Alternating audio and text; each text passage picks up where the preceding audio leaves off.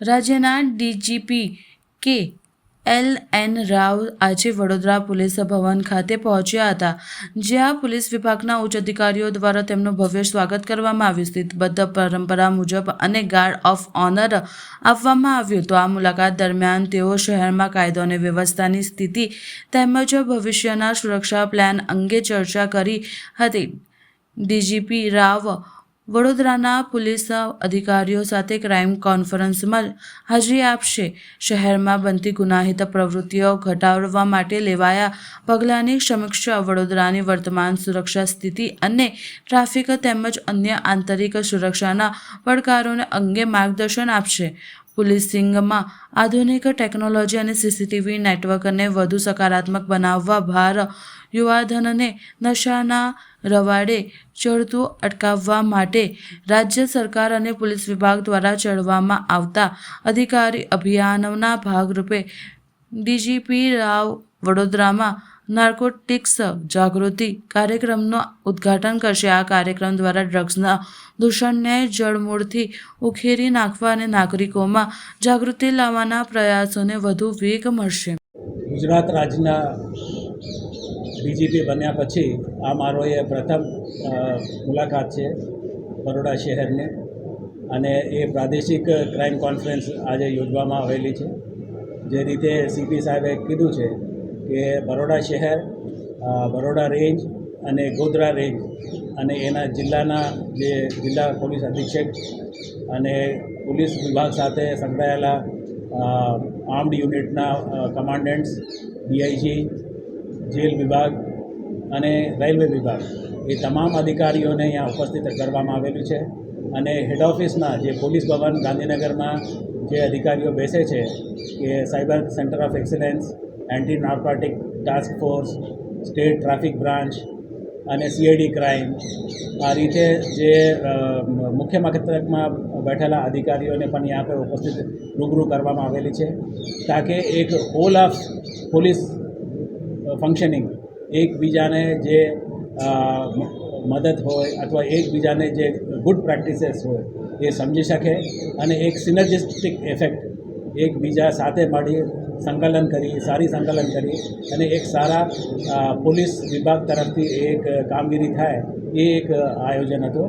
અને 3 કલાક 3.5 કલાકની ચર્ચામાં ખૂબ જ રસપ્રદ રહી હતી. અને આમાં જે ગુડ પ્રેક્ટિસીસ હતો એ બધાને એકબીજાને આદાન પ્રદાન કરવામાં આવેલી છે. અને મને આશા છે કે આ એ બહુ ઉપયોગીદાયક થશે. એકબીજાના મુશ્કેલીઓ, લિમિટેશન્સ ઓર એક્સપેરિમેન્ટ્સ ઓર જે સારી કામગીરી છે એકબીજાને સમજી શકાય અને આગળ વધી શકાય, એ દિશામાં આજે ચર્ચા થઈ છે.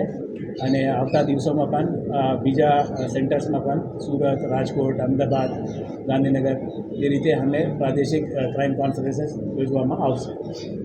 ક્રાઇમ કંટ્રોલ કરવા માટે જે ટેક્સ લેવામાં આવે છે એનું આઉટકમ શું છે? સારી આઉટકમ છે. એ દાખલા તરીકે સાયબર ક્રાઇમમાં જે 1930 આપણા હેલ્પલાઇન છે, એ અત્યારે આપને પાસે 90 લાઇન્સ આપને પાસે ઉપલબ્ધ છે. એને અમને વધારીને 180 જેટલા કરવાના છે.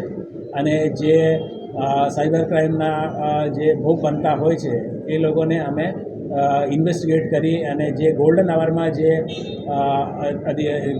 ફરિયાદી પોલીસને જાણ કરશે એને લગભગ 35 થી 40% રકમ અમે ફ્રીઝ કરી શકાય, હોલ્ડ કરી શકાય.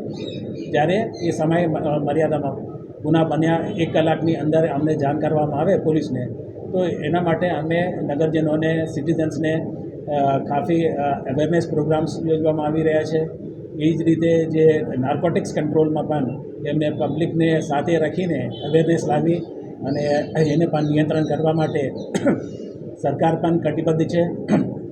એના માટે એએનટીએફની એક નવી ફોર્સ ઊભી કરવામાં આવેલી છે. અને આજે એક એએનટીએફ ઝોનલ ઓફિસ બરોડા ખાતે પણ ઉદ્ઘાટન કરવાના છે. તો એ દિશામાં ક્રાઇમ નિયંત્રણમાં છે. એ ઓપરેશનલ ડિટેલ્સ છે કે અધિકારી દીઠ હોય છે, હ્યુમન ઇન્ટેલિજન્સ હોય છે, આમાં ટેકનિકલ ડિટેલ હોય છે, તો જેને જે રીતે આપણે માહિતી મળે એના ઉપર કાર્યવાહી કરતા હોઈએ છીએ. લાસ્ટ વન ક્વેશ્ચન પૂછો. ઉપર કામનું ભારણ વધવાને કારણે સુસાઇડના બનાવો વધી રહ્યા છે. તેનું મુખ્ય કારણ કે પોલીસમાં અપૂરતો સ્ટાફ છે. તો એના માટે શું આવે? તાજેતરમાં જ 10,000 જેટલા પોલીસ ભરતી થઈ છે. બરોડા શહેરને પણ આપવામાં આવેલું છે. 1,000થી ઉપર LRDનો ફાળવામાં આવેલી છે. તો એ પ્રક્રિયા સરકાર તરફથી ચાલતું જ હોય છે અને આવતા ભરતી પણ એમને ચાલુ થઈ ગઈ છે રનિંગ વગેરે. સુસાઇડના જે બનાવો બની આગામી સમયમાં કોઈ બોધપાઠ લઈને કોઈ કડક કાર્યવાહી આપ તો જાણકાર છો આ વિષય બાબતમાં. જ્યારે અમારે ધ્યાન ઉપર આવ્યું છે એ SMCએ કેસ કરવામાં આવેલું છે. CP સાહેબે એમને તાત્કાલિક સસ્પેન્ડ કર્યું છે અને કડકથી કડક પગલાં લેવામાં આવશે અને કોઈને પણ છોડવામાં નહીં આવશે, ચાહે પોલીસમાં હોય અથવા બીજા કોઈ હોય. કોઈ ચમરબંધીને એ છોડવામાં નહીં આવશે અને આવતા દિવસોમાં પણ એના ઉપર વોચ રહેશે અને નિયંત્રણમાં રહેશે અને આ અમારે પ્રાયોરિટી એરિયા છે. નવી ઊભી કરી છે એની માલકામ શું છે, એને ઝોનલ ઓફિસ શું છે. મેં કીધું છે કે બરોડામાં પણ આજે એક ઓફિસની ઉદ્ઘાટન કરવાના છે.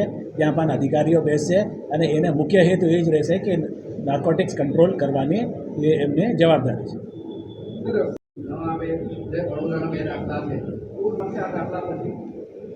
સ્વાભાવિક છે કે અમારા જે ફોર્સ અમારા નિયંત્રણમાં છે એ લોકોને અવેરનેસ કરવામાં આવશે, એને જાણકારી આપવામાં આવશે અને જાણકારી અને અવેરનેસ ટ્રેનિંગ આપ્યા પછી પણ એવો કોઈ બનાવ બને અને ધ્યાન ઉપર આવે એમને પૂરી કડકાઈથી શિક્ષા કરવામાં આવશે. નથી, અમારે પાસે ટેકનિકલ ડેટા છે. એના પણ આજે એક મુદ્દો હતો. એમાં જે EMRIના એક્સપર્ટ છે એ આવીને રિયલ ટાઈમ ડેટા પણ બતાવ્યું છે. બરોડા શહેરનું ખૂબ સારું છે. 7.23 7 મિનિટ લોએસ્ટ છે રાજ્યમાં લોએસ્ટ છે. 7 મિનિટમાં એ કોલ કર્યા ત્યાં પહોંચી જાય છે. તો એક સારી વસ્તુ છે અને આવતા દિવસોમાં પણ આપણે આનંદ થશે કે 500થી વધારે વાહનો એમાં ઉમેરો કરવામાં આવે છે અને 3,000 જેટલા રાજ્ય સ્તરે એ ફોર્સને પણ અમે મંજૂર થઈ ગઈ છે. એ આવતા વર્ષ બજેટમાં અમને મળી જશે. Thank you.